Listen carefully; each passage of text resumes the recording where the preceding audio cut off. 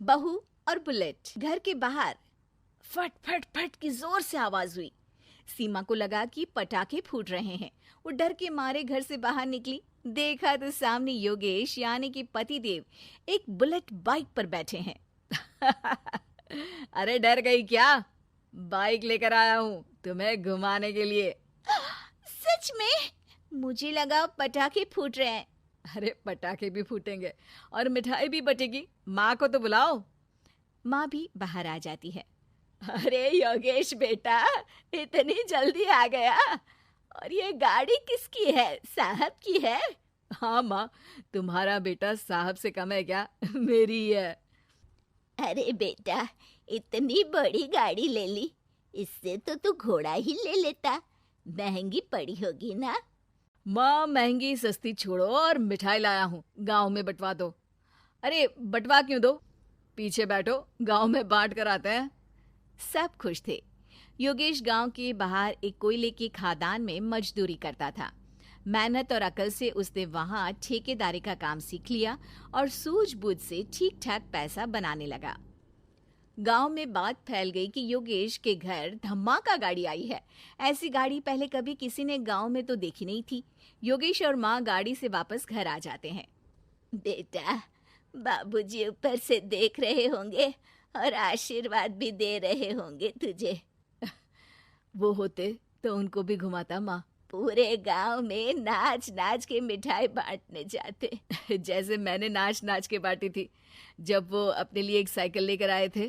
बस बस, बाबूजी दो बात भी सुनाते कि फटफट वाली फटफटी ले आया। सीमा आगे कहती है, अपने लिए तो ये गाड़ी ले आए और मेरे लिए? अरे ये गाड़ी तुम्हारे लिए ही तो है।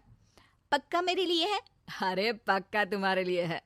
अगली सुबह जब योगेश सो रहा होता है तो उसे बाहर से गाड़ी की आवाज आती है। वो घबरा कर चिल्लाता है, चोर चोर, मेरी गाड़ी ले जा रहा है, चोर चोर। माँ भी जागती है और योगेश के साथ दरवाजे की तरफ भागती है। जैसे ही दोनों बाहर निकलते हैं तो देखते हैं कि सीमा गाड़ी चला रही है। अरे बहू, नाक कटवाओगी क्या? ये क्या कर रही हो? अरे गिर जाओगी, ये क्या कर रही हो तुम? सीमा गाड़ी को रोक कर कहती है, सारे गांव में घुमा लाई, कहीं नहीं गिरी। क्या? सारे गांव में घुमा लाई? अरे लोग क्या कहेंगे बहू? सोचा क्या एक बार? यही कहेंगे कि कितनी अच्छी गाड़ी है। अरे तुम्हारे बारे में। हाँ, कहेंगे ना कि देखो कितनी अच्छी गाड़ी पर बैठी है। बहू गाड़ी रखकर योगेश और सासू माँ के पास जाती है। तुमने कब गाड़ी चलाना सीखा? हमारे बाबूजी के पास पुरानी स्कूटर थी, सीख ली।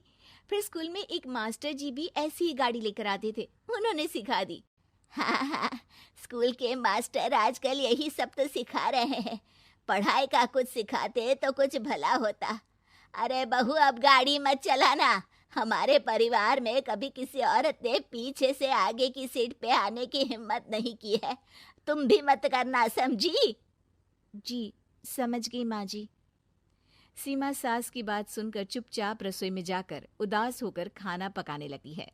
सास सुबह सुबह मंदिर से पूजा करके लौट रही होती है। तभी उसे दो औरतें रोक लेती हैं और कहती हैं, अरे बहू को थोड़े अच्छे लक्षण भी सिखा दो। गाड़ी चलाने निकली थी, गांव की मर्यादा का कोई ख्याल नहीं है। वही तो। अरे पैसे आने लगे हैं तो क्या मतलब कि किसी रीति रिवाज को नहीं मानोगे? अरे समाज में रहना है तो समाज के ढंग से ही रहना पड़ता है। अरे लाज भी नहीं आई बहू को? चूल्हे चौके से निकलकर सीधे गाड़ी लेकर चौराहे चबूतरे नाप लिए, फट फट फट करते हुए। अरे कुछ कह देना उसे। अरे ये क्या कहेगी? बूढ़ी सास है, इनकी थोड़ी ना चलती होगी घर में। हाँ, बहू की ही चलती होगी, मर्जी भी और गाड़ी भी। सास सब सुनकर घर आती है और बहू को चिल्ला के बुलाती है, अरे नाक कटवा दी सबके सामने गाड़ी चलाकर। औरत जात गाड़ी नहीं चलाती। शहरों में तो 4 पहियों वाली गाड़ी भी चलाती हैं और हेलीकॉप्टर, हवाई जहाज भी। शहर में थोड़ी ना रहती हो मैडम साहिबा। आज के बाद गाड़ी से ही नहीं, यूं भी निकलना बंद तुम्हारा घर से। माँ सही कह रही है। कहीं भी जाना हो तो मुझे बता देना, मैं लेकर चलूंगा। आज माँ को तुम्हारे कारण कितनी बातें सुननी पड़ी।